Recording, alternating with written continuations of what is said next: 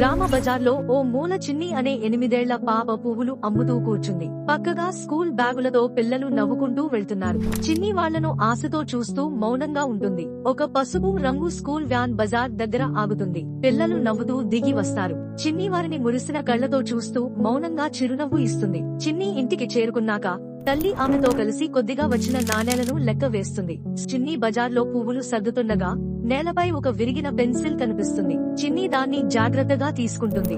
ఆమె పెన్సిల్ ను చేతిలో పట్టుకుని ప్రేమగా చూస్తుంది. తర్వాత ఆ పెన్సిల్ తో నేలపై తెలుగు అక్షరాలు రాయడం ప్రారంభిస్తుంది. ఇంతలో అక్కడికి వచ్చిన ఓ ఉపాధ్యాయుడు ఆ అక్షరాలను గమనిస్తాడు.